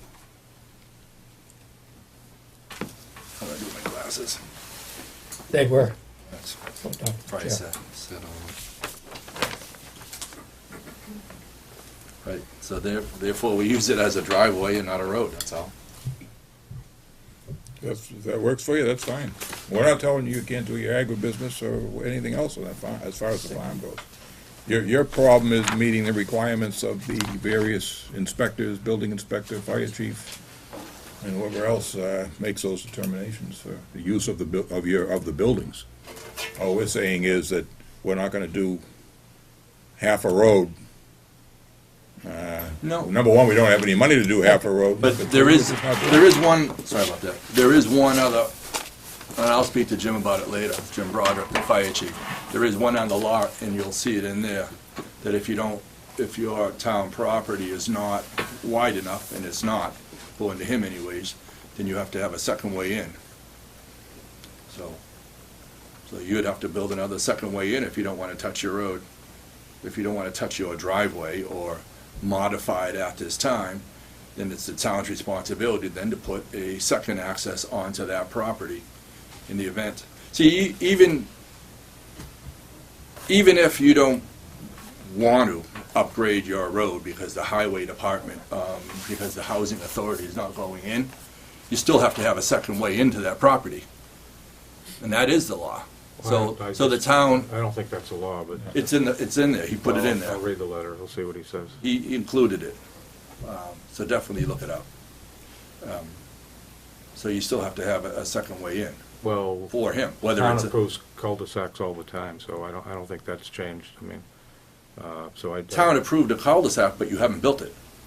Right, because. Right, so even if if it just sits like So this, essentially, we said if there's an increase in the use of the property, then you have to upgrade the road. That's essentially what the board said. no, Yeah, no, it was. Cul-de-sacs all over town that are. right, but you didn't build a cul-de-sac.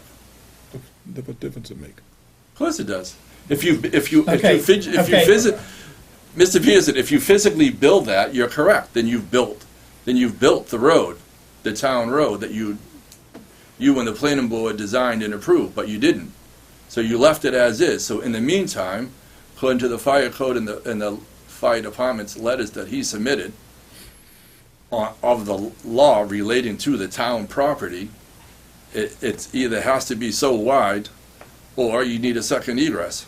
Well, I think what happens is if there's a new regulation on the road being that wide, it obviously wasn't in effect at the time we did the subdivision No, it because the wasn't. fire chief said it was fine. We don't have to go back and retroactively make those changes unless we widen the road or do some other thing with it. It's like your house. You know, the building code changes. You don't have to go back and redo everything in the building code. Right. You're grandfathered under the building code at the time that you get your permit. So, I mean, there's nothing says we have to do anything with that driveway. It's been in existence as a driveway for however many years since we okayed it, and the planning board is the one who okayed the plans, And and the fire chief apparently at that time had no problem with it. Yeah, So, I believe the chief signed off on the plan like he does all our decisions. So, I mean, Okay. if you're gonna upgrade, now you wanna upgrade the whole project, now you go by the new regulations. But otherwise, it's grandfathered under the old regs. All right, thank you.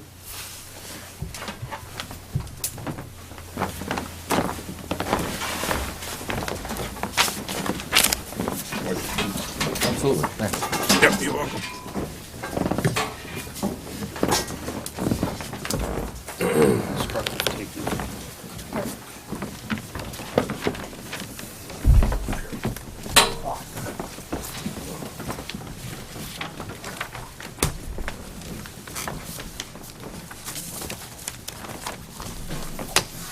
That's all right, you can sit, don't worry about it. Don't worry about the names.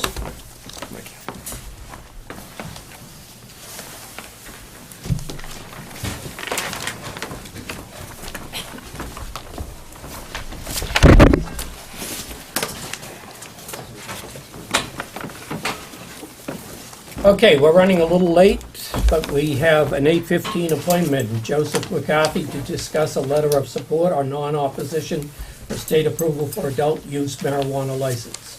Joseph McCarthy is requesting a letter of support or non-opposition for his adult use marijuana license. Attached is his email request. In the first email, he indicates that he is interested in opening the facility in the Adams Mall site, and at the most recent email message, he indicates that he would like to operate out of Gino's Auto Body site. Town planner Kurt Baker has sent an email message attached to Debbie regarding the most recent proposal location, 274 Newburyport Turnpike, Gino's Auto. Mr. McCarthy also left 2 green binders with copies of letters from the town of Ipswich and a filing with the state for his business in Ipswich. The Board of Selectmen needs to confirm the address for the proposed adult-use marijuana site. Mr. McCarthy's attorney, Phil Silverman, informed the town planner, Kurt Baker, that the proposed site is 274 Newburyport Turnpike. However, in his email message attached, he states that the location is at the All-State Auto Sales Building in front of the JRA's Transportation and Truck Center. The address for All-State Auto Sales in JRA's is 264 Newburyport Turnpike, not 274 Newburyport Turnpike. The Board of Selectmen has just issued a Class II dealer's license with an 80-car limit to T&D Auto Sale for 274 Newburyport Turnpike. Dear Mr. Perry, I'm following up to be asked to be put on the next Board of Selectmen meeting scheduled to be placed on the October 17th, 2017, during the 2 previous meetings with the planning board held on 2/8/17 and 6/14/17. The IPA was directed to contact Gino Auto Repair about operating an registered marijuana dispensary out of his vacant retail space. The planning board on record indicated that this would be a suitable and approved location that meet all the Rowley bylaw requirements. This site was preferred by the planning board over the Adams Mall site.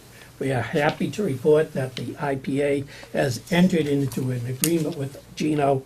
The location resides at the Allstate Auto Sales Building in front of the J.R. Ray's Transportation and Truck Center. The IPA is requesting that the manager administrator to provide a letter of support or non-opposition that is necessary to obtain state approval to operate an adult-use marijuana license. Would you please respond to this?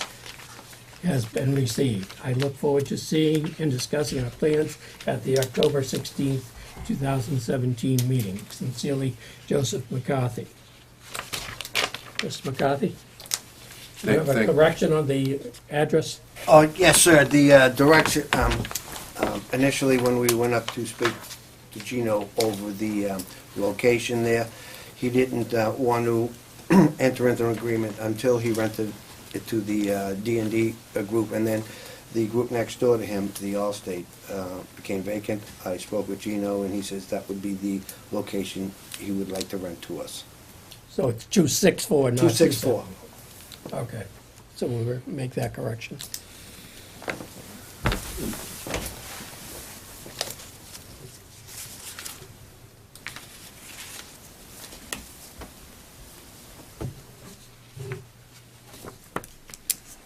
Deb, can you tell me what the date was that we approved Nature's Remedy? I don't know offhand, the vote for the letter of support. Maybe look it up. Maybe they could explain to us what they're exactly looking to do. Sure. Mr. Chairman. Hi, Mr. Chairman. Mr. Chairman, may I speak? My name's Adam Fine. I'm an attorney. I represent Ipswich Pharmaceutical. I work with Phil Silverman. We do have a handout prepared that might be helpful if so inclined. Rather hear from Mr. McCarthy. Okay, but, that's fine. I'm If happy you have to. a, I want you to hear from him, so happy to. All right. Would you like me to? Mr. Chairman, thank you very much for giving me the opportunity to speak at the Citizens Query a couple of, 2 weeks ago, 3 weeks ago. I believe it was. Okay, I know that was rather quick, but I just want to say thank you very much. Jody, before you start, Mr. Chairman, do you mind if I just clarify what we're here for? Because in the context of this, kind of where the laws are in the state, I think that might be helpful. What we're trying to do is, and just by way of introduction, our firm's worked with a number of these dispensaries throughout the Commonwealth. We cited about a third of the ones that are cited now. So I wanted to just clarify, because I didn't have the benefit of being with Jody when he was making all the requests to the town. But what we're seeking today is to do both recreational, is to start with medical marijuana and get a letter of support or non-opposition, which is the typical path. We don't know, there are no adult use facilities in the Commonwealth right now. But what we want to have a discussion with the board today is about starting with medical marijuana and then seeing if the town of Rowley is open towards allowing for adult use sales. And we kind of can talk about the community benefits, which will end up being about 6% of gross sales on the state side. So I'd like to end, I'll let Jody present, because I know that's who you want to hear from, probably not me, but at the end, I'd like to, with your indulgence, talk a little bit about kind of some of the community benefits. excuse me, August 21st, 2017. August 21st. You know that we've written a letter of support for Nature's Remedy. Yes, I do. Mr. Chairman, in the letter that you just read, Mr. McCarthy did not indicate he would be bringing counsel to this meeting. So that's why he's not on the agenda, because he did not Right. indicate that. And I'm not too sure that, based on my the previous session, previous appointment, that I'm not going to allow your testimony, but I will hear from Okay, Mr. right. Later. Thank you for the opportunity to come here and talk to everybody with regards to this registered marijuana facility. First of all, my mission started out with regards to the consistent medicine for those that were in need. We do believe that this here is an effective pain medicine, which leaves us the ability to apply those veterans, all those with the prescribed complicated medical problems that the Commonwealth of Massachusetts has so designated. That's our initial mission. Although, that's our mission. On July 13th, we registered as a nonprofit corporation with the Commonwealth of Massachusetts. In June of 2015, the IPA submitted on the first application, a Phase 1 application for the intent to the Department of Public Health. In September of 2015, the IPA submitted the Phase 2 Management Operating Profile to the Department of Public Health. July 2016, the IPA submitted the Phase 3 Sitting Profile to the Department of Public Health. And in August of 2016, we received a provisional license from the Commonwealth of Massachusetts for the registered marijuana dispensary. Along with that, we have, in October of 2016, we have received a letter from the Selectmen with the support of the town of Hinsdale for a cultivation facility in western Massachusetts. So our cultivation and our manufacturing will be out in western Massachusetts in Hinsdale. I would like to go over a couple of people on our team here. I am the CEO, I'm the founder, and I was the one who actually has been working with the communities on the North Shore, Ipswich, western Massachusetts, and in Boston to try to facilitate and talk with them about our registered marijuana dispensary. I'm the director, the chief, and the executive officer. But the most important part of this whole team, I believe, is the security director. Our security director here, the gentleman's name is Kevin McTeague. He's not here tonight.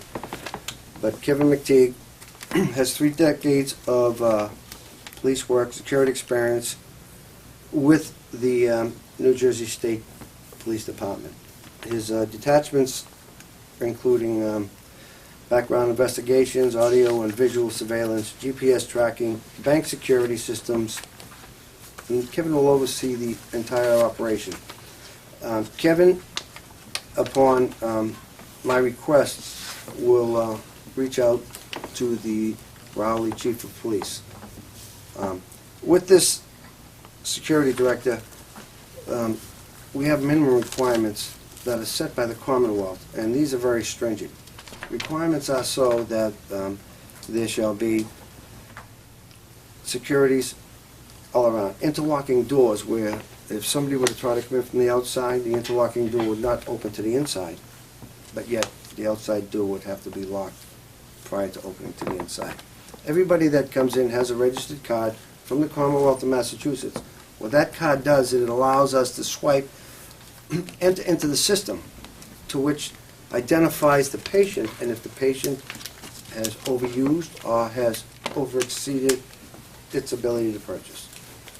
So that's very huge in the security system. Next is the proposed dispensary. Initially, we had wanted to go to Gino's at the 274, I think, the 272 location. But Gino had rented it out and was in the process of talking to another retail automobile dealer, I believe. Okay, that's what I had spoken with Gino. And then, I believe it was 2 weeks ago or so, Gino was doing some work there. I saw him outside. I had stopped by and spoken with him. He indicated to me that that location would be open possibly at the end of the month, and I would call back. He called me back, and that's the reason why we're here, to pick that location if it would be approved by the town of Raleigh. That is right next door to Gino's larger car lot location. It's to the south side on the west side of US 1. Our cultivation facility in Hinsdale, at the moment, it is a 13.5 acre farm, soon to be, we hope, a 30 acre farm up there. Up there, what we do is we do all the production, we do all the seeding, the rooting, the sexing, and we differentiate between the paint process of what we call the CBDs of the plant. That's a very large part of our mission. Pain is offset by a CBD, not a THC. There will be some market for a combination of both hybrids, but that's where the production, cultivation, and all the R&D is going to take place up there, even the seeding. And that's, I think, like 180 miles away, right at the West Pike, off of Interstate 90, Route 2, and north, so. Let's see. I went over the security, I went over the systems. The systems also are monitored by each chief of police. Each chief of police, from his handset, can monitor and see who is in the system anytime, who is in the building, if in fact that there should be any type of motion, any type of outside behavior. He has the opportunity from his handset to monitor the whole outside. The security will have outside building. We will have a limited amount of agents that will be registered with the IPA. Those agents will have cards that would allow them to talk with the patients, to have the opportunity to serve the patients. They're all certified by and checked out by the Commonwealth of Massachusetts. Am I running over? No, Oh, okay. I thought so. No, Okay, I just don't want to run over. just Okay. have it happen. All right, all right. All RMD visitors and all RMD is registered marijuana dispensaries. All visitors shall have particular by the day access cards. Every employee shall have a separate access card for their location of entry. So the example would be the CEO would probably have an access card to gain entry to every location, where a retail salesperson would not be able to access the area in the back where, say, a distribution would be taken care of, or the safe area, or the security itself. Security is locked in its own safe inside an internal room itself. So that's, we do have a system set up, so it's called a seed-to-sale system. When the seed is planted out in western Massachusetts, it is tracked all the way to the gram till it's sold out here in eastern Massachusetts, Boston, or wherever. It comes with a barcode. That barcode carries itself to the sale. So when that sale is done and sold, that barcode registered automatically of what comes off the product line. Let's see. We can go over a lot of research and studies, but I think everybody has some idea of what the medicinal uses are in this here. My initial focus back in 2010, when I initially started this progress with the Commonwealth of Massachusetts, although the real application process came out initially in 2013, my focus was always medicinal. And the reason why is because I focused on most of the Vietnam veterans coming home from Vietnam. I'm 100% service-related myself. I could see the difference of those that took an active part in this cannabis versus those who took an active part in other recreational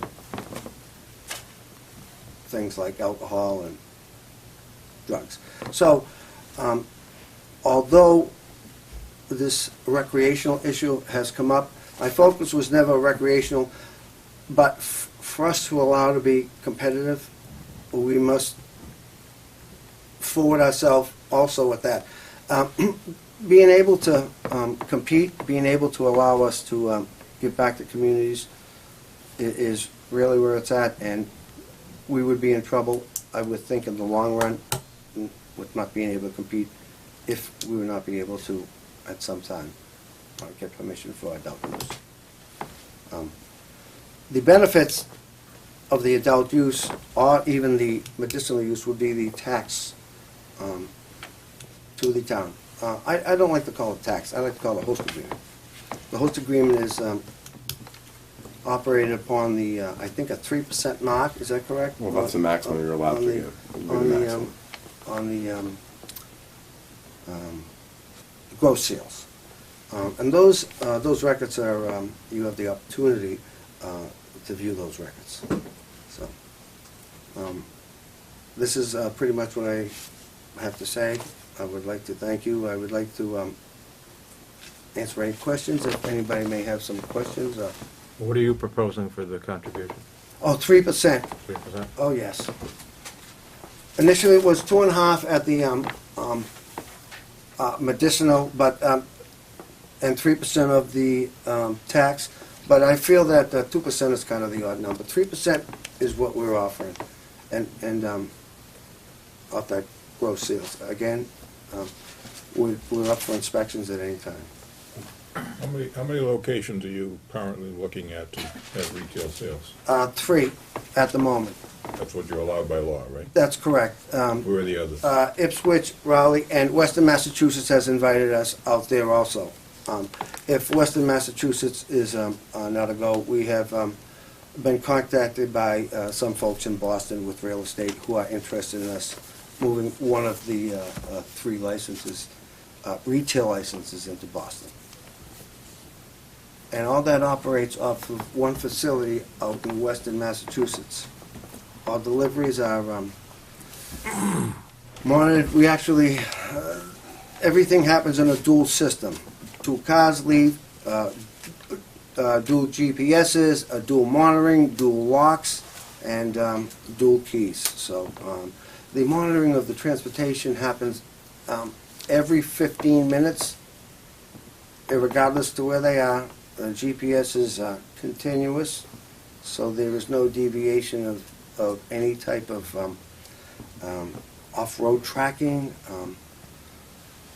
And I will tell you, my philosophy is, just like you may have a liquor store that may be robbed, or any other type of retail facility, I say they take everything if they want.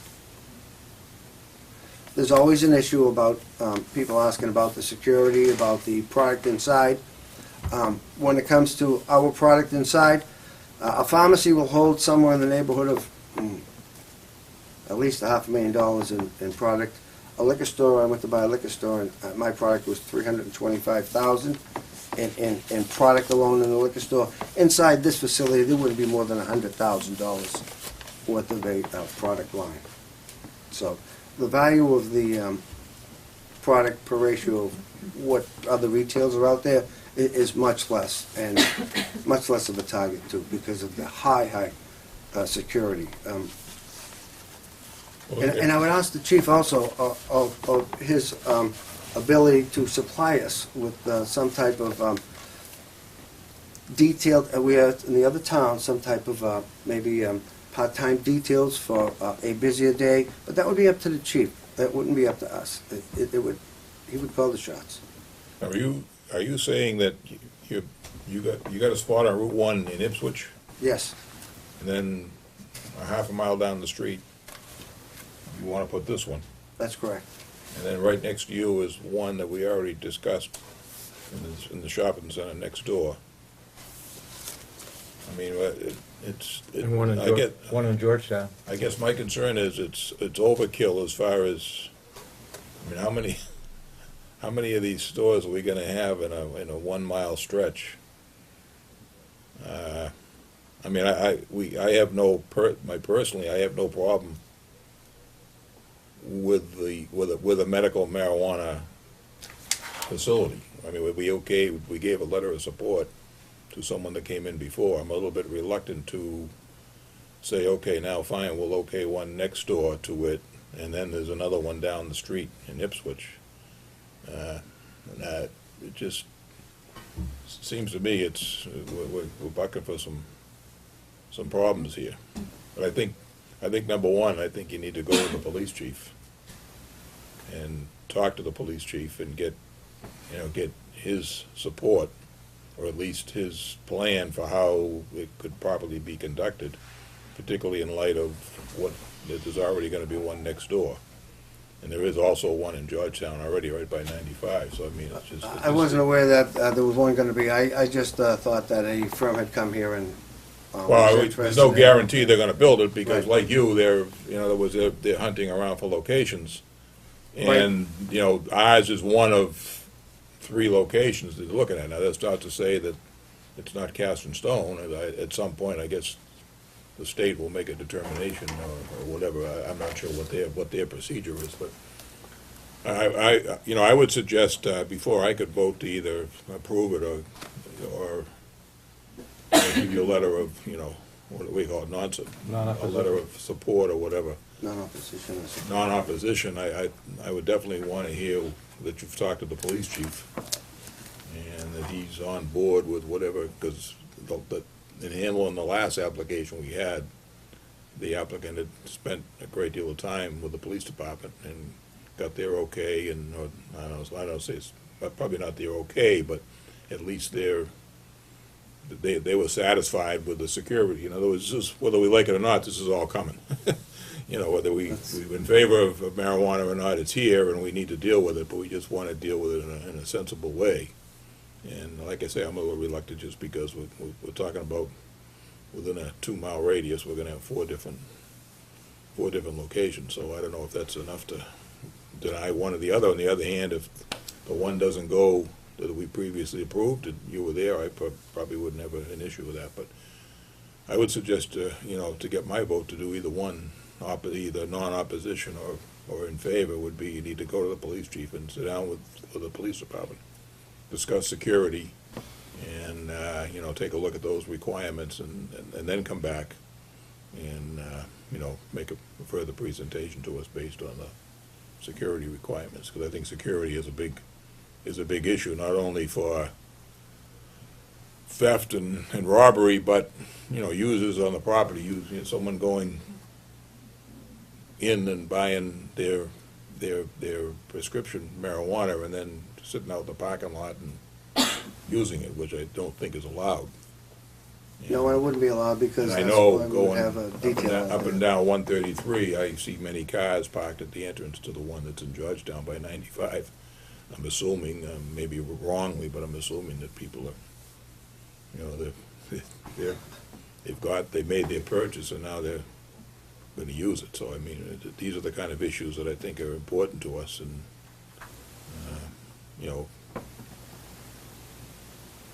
that's what I would suggest anyway. I would say at a minimum, I think he needs to talk to the police chief. However, I mean, I think the thing that gives me pause is when you read about other towns moving to change their zoning bylaw to exclude this particular use, and we've decided not to do that, at least at this time. But is this going to mean that Raleigh becomes the mecca of the marijuana industry, where, we get a multiplicity of shops opening up and people coming from miles around to get their marijuana? I don't know, it just gives me pause. I don't know if it's something that might concern citizens in town, but at the minimum, I think Dave is right, he needs to talk to the police chief.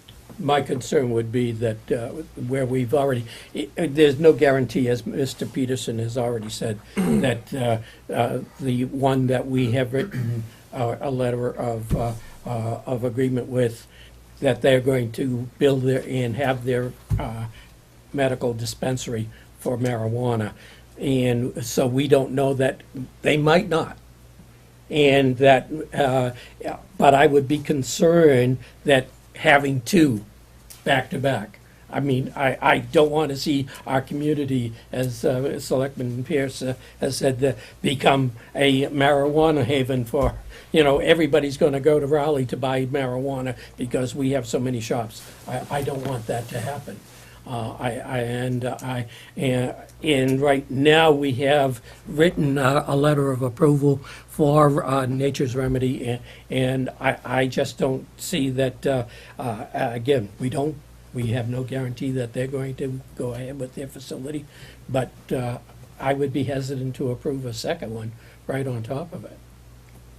What is the state's, in other words, once a letter of approval or non-opposition is written, what is the time frame that the state uses to make a determination? Excuse me, can you? What is the time frame? It's usually Yeah, in other somewhere words, in the neighborhood. if we were to give you a letter, when would you expect it? What I would do would probably be somewhere in the neighborhood of 30 days or so for a transfer But before that, what we'll do is, want to talk to the police chief, we want to talk to the. No, I planning understand board. that, I'm just saying, in other words, we're satisfied that, yeah, okay, we'll give you a letter of either non-opposition or approval. We did that for Nature's Remedy. I don't think we've heard anything back from them one way or the other, what's going, so all I'm wondering is, I know the state board of Okay, I would. talk- marijuana board has been appointing people, and, you know, they got a new commissioner, and blah, blah, blah. Oh, What is the process? In other words, Georgetown's already dispensing medical marijuana at their facility, and has been for some months now. Correct. What the process would be is, one, we would have to sign a lease for the location, then do the application for a new license in Raleigh, that which takes somewhere in the neighborhood of 3 months or so, probably a little less.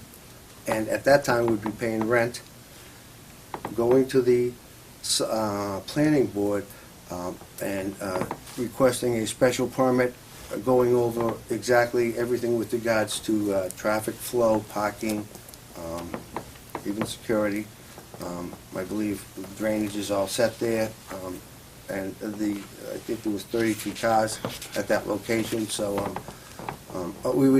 that would be the plan. We would make the application to the Commonwealth of Massachusetts in the next couple of days thereafter, and then we would start paying rent on the site, start the process of the special permitting. You know, I would suggest at this point that, you know, this is not a formal hearing, so it's, you know, why don't you go to the police chief and get his support or his plan of action. Okay. In the meantime, you know, we'll see what goes. Would you like me to come back after the letter I think, from the yeah, police well, I chief? think you need to, Is that because the- I think we need to take a vote, either yes, you know, Oh. a letter of support, non-support, or no, or, you know, whatever I'm saying. I understand. The letter of non-opposition, I mean, I think we owe you that obligation to either, you know, one of three choices, so. But I think before I After can. meeting with the police chief. Have to meet, but I want you to meet with the police chief, and I think you need to come in with some kind of a written plan. In other words, it's nice to hear from you orally as to what you got, but I think we need to see something kind of in writing as to how you're gonna set up, who you're gonna hire, how, you know, in other words, all the details of your plan. In other words, Absolutely. beyond what you're just standing here saying, because at this point, it's your oral word versus whatever is gonna happen, and we'd like to have something in writing, which I assume you're gonna need for the planning board anyway, so if you're serious about this, I think we need to start at this point with some, you know, serious information on paper, so that we have something we can point to, and we all come out at the end with an agreement as to, yep, okay, this is fine, because all too often, when you make oral agreements, No, I think later it's on, very someone doesn't important that- remember it the way it was, and. I agree. we have a- we I have think a- it's very important. We'll get the chief on board with this. I'll explain to him. He has full charges of security anyhow. That's what the Commonwealth of Massachusetts indicates. Chief has the last say.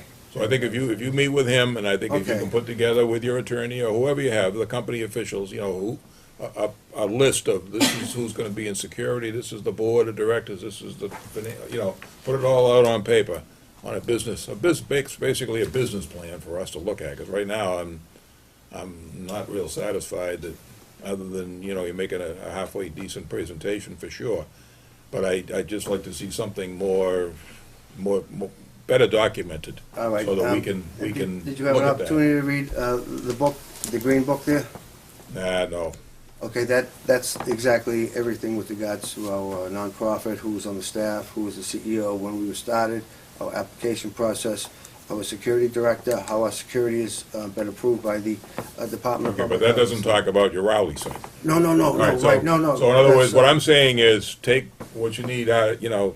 I'll add it into that book. Cut and paste out of the, in other words, if it takes 2 or 3 or 4 pages, fine, cut and paste out of the green book so that we can see what Rowley is going to be, A, B, C, D, E, F, G. You know, and I understand that's like a boilerplate that, for, you know, that's That's what I put The together. state, yeah, the state regulations and how you operate, but we'd like to see something specific to the site you're gonna have here in Raleigh. Okay, I'll make a Maybe speak with the chief. maybe a footprint of the building and how, those kind, enough so we can, and you're gonna need that, I'm sure, for the planning board anyway, so I Right. think we need to see it in order to move forward, if in fact that's what we're willing to do.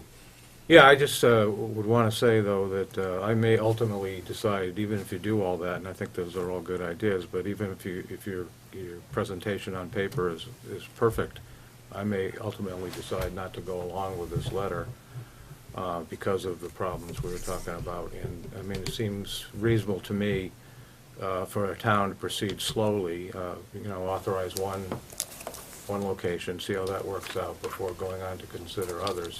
If in fact we have the power to do that, and apparently we do, the state's saying we have to, have this letter of support or non-opposition, so I'm saying I just may not, in the end, you may go through jump through all those hoops, do a great job, and you might not be able to persuade me. That's just, Plus, we're missing one member tonight, so we certainly want him to have, when you come back, we certainly want him to be able to express his opinions too. So. You'll be able to meet with the police chief by next Monday night? I'll call tomorrow. I think we Police gotta chief put off and a my little bit longer security. than that, Mr. Chairman, just. The 13th? Mr. Chairman, I know the chief was away, so I'm not even sure when he's coming back. I think it's not till Friday, Thursday I or would say 2 or Friday. 3 weeks. Okay. And that gives everybody time to, because when you come back, I'm looking for serious documentation as well as whatever the police chief says. So I think you need at least 2, maybe 3 weeks to put it together without rushing around and throwing together something that's just a bare minimum. Well, we're meeting on the We're meeting on the 13th. 30th, but I would need the packet by Thursday, and I think the chief might be in the office on Thursday to post for Monday night. I have to post Thursday at noontime for Yeah. Monday night, so I don't think that. I would say sometime in November, I So think. November 6th or third, for November 13th. I was thinking November 13th. Yeah, I would Monday. prefer the 13th as far as. So whatever date you put up there, we'll work for it. All right, no problem. Okay. The 13th is all right? Yes. Okay, we'll put you on the roster for the 13th. Thank you. Okay, thank you for coming in.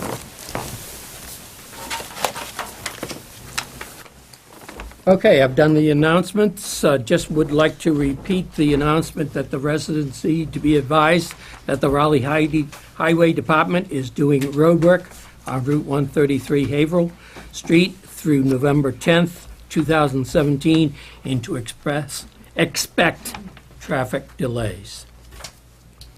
Call for a motion. Give you a motion. I'll second it. Motion has been made and seconded to adjourn. All those in favor say aye. Aye. Aye.